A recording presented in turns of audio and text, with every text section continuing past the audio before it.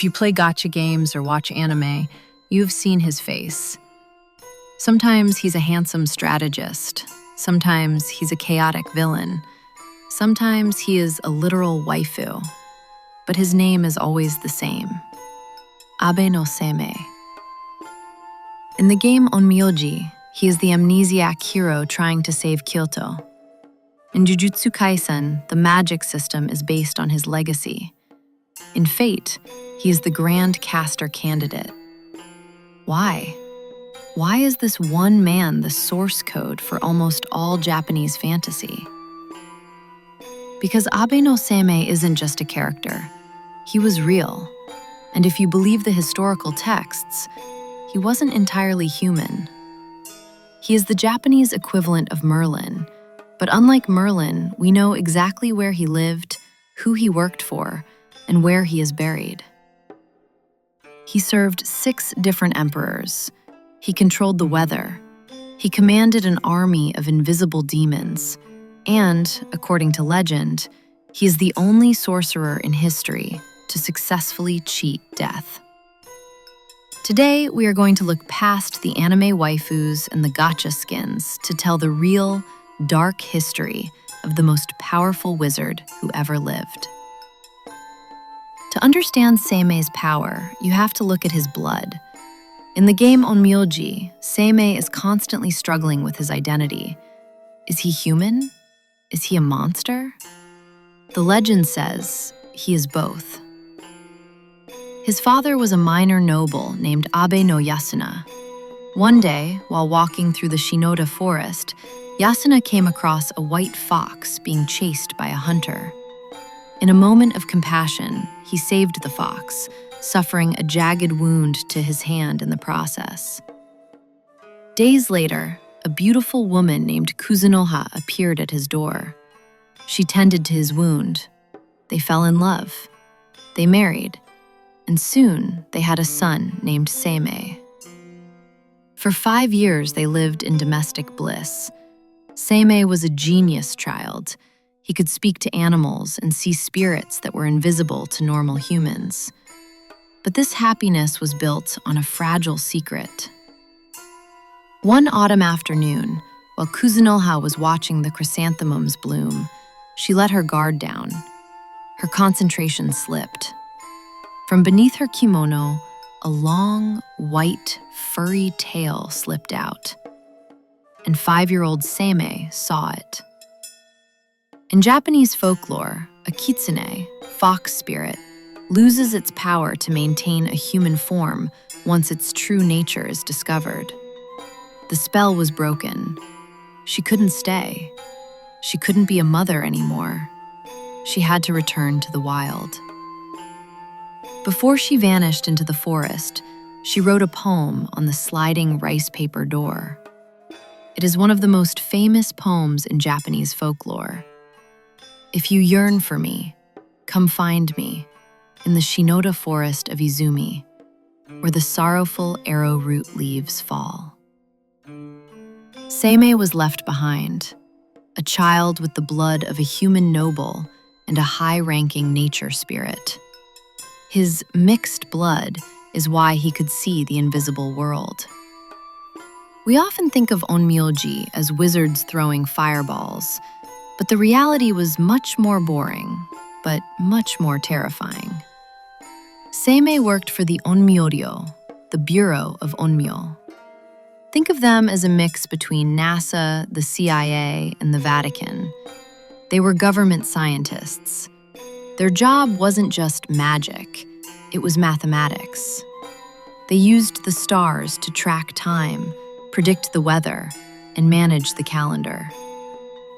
If Seimei said, "Do not go north today," the emperor would not go north. He held immense political power. But he had a second job. He was the spiritual guardian of Kyoto. In the Heian period, people believed that disease, fires, and earthquakes were caused by vengeful spirits and demons. To fight them, Seimei used his shikigamis. In the game, shikigamis are cute, beautiful, or handsome characters. But in real life, they were the stuff of nightmares. The word shikigami literally means service spirit. These were invisible, terrifying demons that Seimei had bound to his will. He didn't befriend them, he commanded them. There is a famous legend that Seimei was so powerful, he didn't just use shikigamis for battle. He used them to do his chores. Now, you have to understand why Seimei's power is of another level. In Onmyodo, summoning a spirit costs spiritual energy. Most Onmyojis would be exhausted after summoning a demon for 5 minutes of combat. But Seimei? He had them opening doors, carrying his packages, and sweeping the floors all day long. To use a demon as a doorstop isn't just lazy. It is a display of infinite power. It showed the world that his reserve of magic was bottomless. But for his personal protection, he didn't rely on invisible monsters. He used familiars. In the game, you know him as Kohaku, the cute little dog that follows you around. But in the lore, Seimei's connection to animals was absolute. Because of his mother's fox blood, high-ranking animal spirits saw him as royalty. He didn't just summon his familiars, he bonded with them. While other sorcerers threw paper charms, Seimei could call upon the azure dragon, Seiryu, of the east. These weren't servants he bullied, these were divine beasts that chose to stand by his side. So when you see Kohaku protecting Seimei in the game, that isn't just a pet. That is a representation of the divine protection Seimei earned through his bloodline. But there was a problem. Seimei's wife was a normal human. She couldn't see the shikigami, but she could feel them. Imagine living in a house where teacups float through the air, doors slam shut by themselves, and you constantly feel cold breath on the back of your neck. To Seimei, it was convenience. To his wife, she was living in a haunted house. She was terrified to step out of her room. So, being a good husband, Seimei compromised. He didn't get rid of his servants, but he evicted them. He banished his shikigami to live under a bridge down the street, the Ichijo Returning Bridge. He hid his monsters under the heavy wooden planks, keeping his home safe for his wife, but keeping his army close enough to call upon if he snapped his fingers. So we know he can command monsters, but what happens when Seimei has to fight alone? Look at his character model. He doesn't carry a katana. He doesn't carry a staff. He carries a fan and paper. To a modern gamer, this looks weak. To a historian, this is terrifying. First, the fan, Hyogi. In the Heian period, the fan wasn't just for cooling off. It was a ritual tool used to direct the flow of energy. Think of it as a conductor's baton for reality. When Seimei snaps his fan in the game to cast Star, he is physically commanding the spirits to obey a specific direction. It separates the noble wizard from the peasant wizard. He doesn't need to shout, he just points. But his deadliest weapon is the Ofuda, the paper charms. In the game, you see these as blue papers flying around.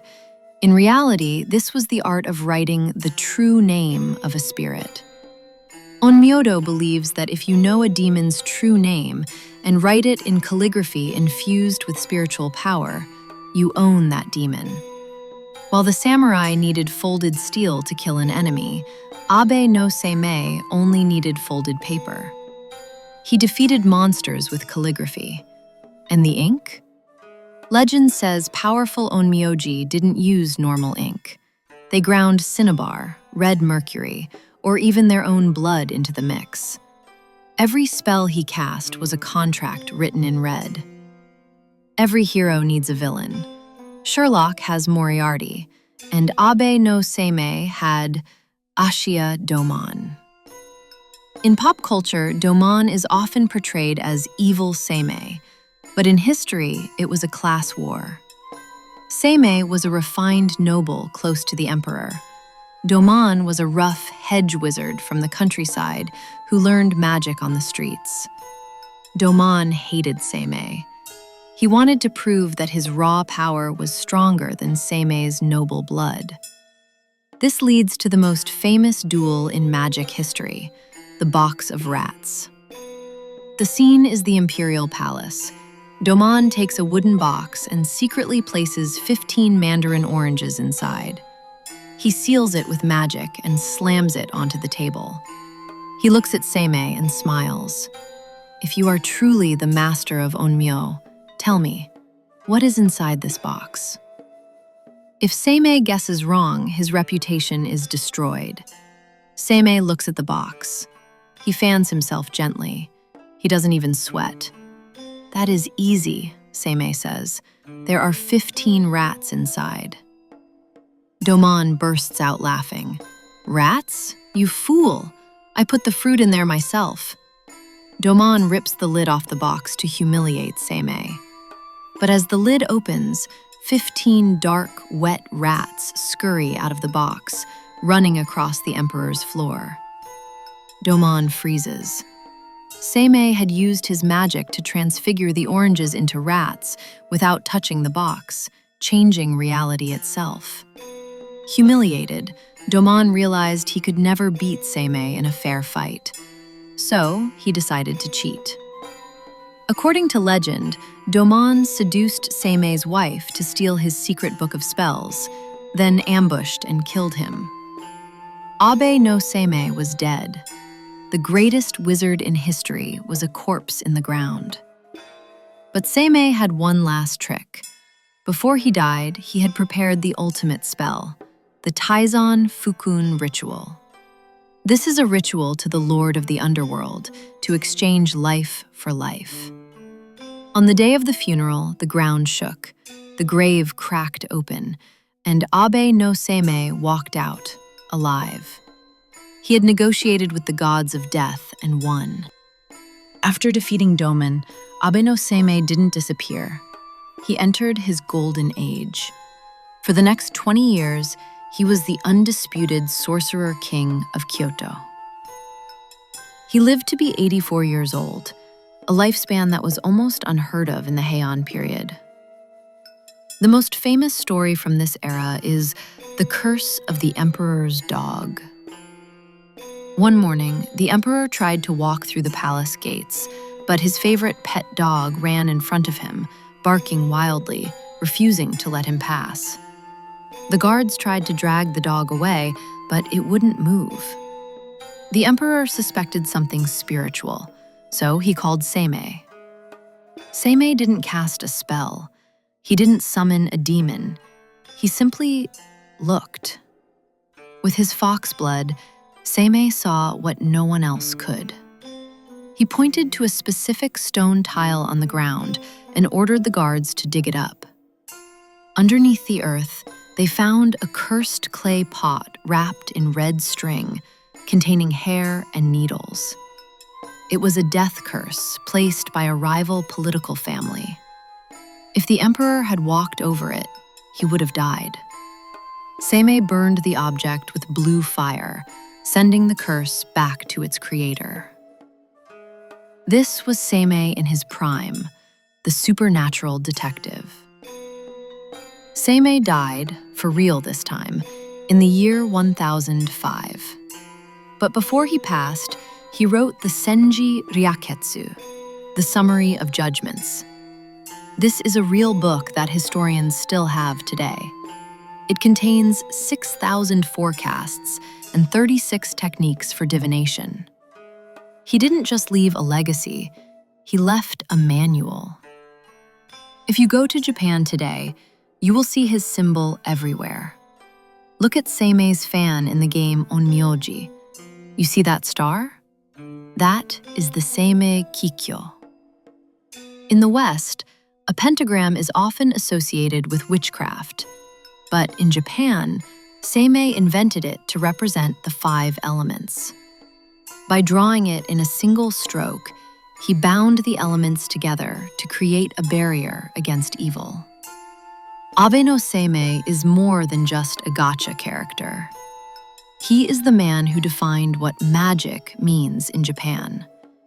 So the next time you boot up Onmyoji and see him snap his fan to cast Spell Bind, remember, you aren't just casting a video game spell. You are reenacting a 1,000-year-old history. Seimei stood at the summit of magic, but a general is defined by the army he commands. He was strong enough to force the deadliest legends in Japan to bow before him. The demon king Shuten Doji, the Rashomon demon Ibaraki Doji, the nine-tailed fox Tamamo no Mae. To the world, they were nightmares. To Seimei, they were his weapons. If you want to know the dark, twisted origins of the monsters that serve him, click the Shikigami playlist right here. I've broken down the lore of them for you. Whose story do you want to hear next? Let me know in the comment.